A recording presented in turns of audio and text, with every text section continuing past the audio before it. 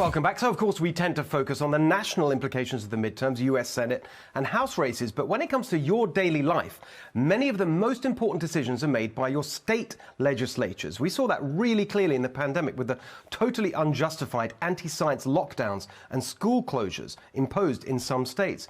Now we see the results of all of that. Look at this summary in Axios on Friday of the long-term effects of school closures on students. Never learning to read, dropping out of school, science and tech out of reach, college attendance declining and crippling our economy. All this damage was done at the state level. In a moment, we'll be joined by two state candidates. But first, Tammy Bruce joins us for an overview. Tammy, everyone watching needs to really engage in their state and local elections too, don't you think? Well, it is actually on a par with importance when it comes to the federal election. We do, even the media, of course, loves the federal election, the national politicians and personalities. But as you pointed out, what happens is that we've limited what the federal government can do with mandates, but that doesn't matter. If your state is going to just get on their knees and say, yes, sir, to whatever the federal government issues as a suggestion or recommendation, or even in the new CDC list of the children's vaccination schedule, they say, oh, this isn't a mandate. And yet we know that many states apply that automatically because they figure, oh, well, they're the boss of us. You need people at the local level who know that parents are the boss of them, that you've got at the local level the school board elections now. They've always been important, but now we know why and how much. Exactly. So these are the reasons why it's across the board, people who understand that we are the boss, not the people in Washington, D.C. Exactly. All right, Tammy, stay with us because we're just going to be joined now by Liz Lawler. She's running for California State Assembly, and Matt Norri running for a seat in the Minnesota House of Representatives. Great to see you both. Liz, you were on the podcast the other week, and I remember thinking, wow, this is the kind of reasonable, normal person we really want running for office. Tell us why you're running for office and what you hope to achieve. Well, first of all, thank you for having me. I am running for office because, as you know, democracy requires two parties to function. And here in California, we have one-party rule. And this is what it looks like in California. Our schools have dropped to 44th in the nation. We have rampant homelessness and rising crime. We have the worst business climate in the country. And we're 47th in the nation in terms of taxpayer return on investment. So things are not going in the right direction, and we need to have change. And folks are tired of it. Folks are tired of it. People want the basics to be delivered. We want to feel safe in our communities and educate our kids and afford our gas and groceries. And that's why I'm running. Exactly. Matt, how about you?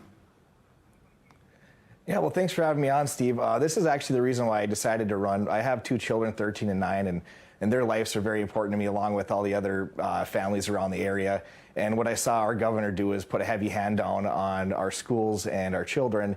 And most importantly, my family was in a hospitality service industry, and I watched them shutter just a ton of businesses on the main street of our small towns, and it really ruined our fabric of our great community. And I just want to make sure that when I get elected and I go down to St. Paul, that I represent the people of my district better than anybody, and always protect their freedoms to operate their businesses and to have a voice in their children's education. And Matt, is this the first time you've got involved in anything like this? Yes, it's my very first time. I was just my family owned a beer distributorship company, so I just pushed a beer cart around and sold beverages to local establishments. And yeah, I was actually kind of pacing in my kitchen one morning, and I was kind of complaining about everything that was happening and how bad I felt for all these small businesses just getting shuttered. And my wife, we've been together since high school, and she finally looked at me and she goes, "If you're going to keep complaining, Matt, go do something about it." So that's what I'm doing. I love it.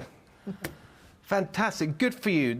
I'm thrilled, honestly thrilled to see people like you doing it. Liz, what about you? Well, I got First into time, or politics. have you been involved before? Yeah.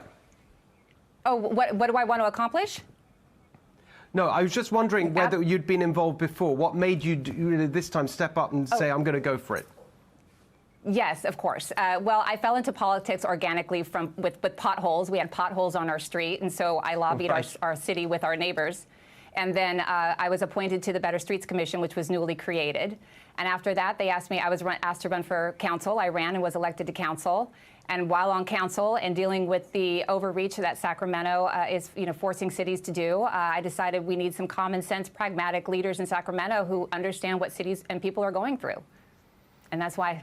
I love it. That's Thank how you it so much, happened. both of you.